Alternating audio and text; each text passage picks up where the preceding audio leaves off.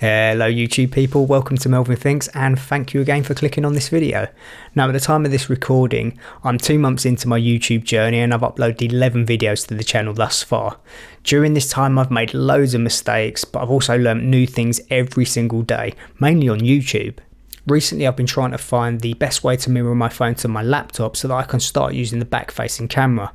I've noticed it's a lot better quality than the front facing aka selfie camera, however it means I can't see what I'm doing, I can't check if I'm sitting in the frame right, and if I want to make any adjustments to the camera or video settings I have to constantly keep getting up and I'm super lazy.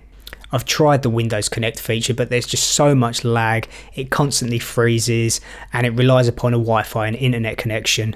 Personally, I shoot my videos in airplane mode, so my prerequisites are that there's minimal lag, I've got the ability to control my phone via my laptop, and there's no Wi-Fi or internet required. And then I read about Scrcpy,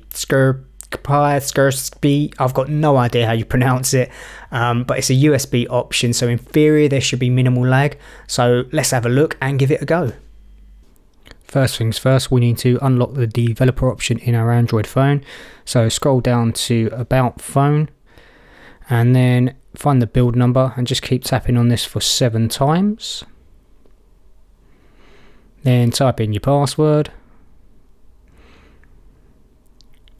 And hooray, you're now a developer. Come out of there, scroll down to System, find Developer Options, and then toggle the switch for USB debugging. Click OK, and now we're ready to rock and roll.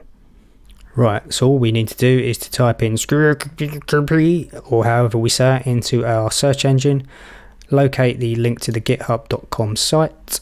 Ignore all of this stuff, just keep scrolling down until you find the Windows download button and click on that. It'll automatically ask you where you'd like to save it. I've already done this, so I'm not going to, but save it wherever you want. Then locate the zip file on your computer and don't forget to unzip it. Double click on the folder, then you'll see all these .dll files, just ignore them. All we care about is this .exe application file. Make sure your phone is plugged into your computer via a USB cable and then double click and voila! As you can see, I've got open camera active on my phone as we speak and there's very little lag. I can pretty much monitor in real time what's going on without having to keep running around the camera to play about the white balance or change ISO and shutter speeds and exposure settings, etc. I can do whatever I want from the comfort of my seat. Thanks for watching this video through to the end, and if it's helped you in any way, please like and subscribe, and don't forget to put some feedback down in the comment section below because I love a bit of banter. Until next time, look after yourselves and see you soon. Cheers.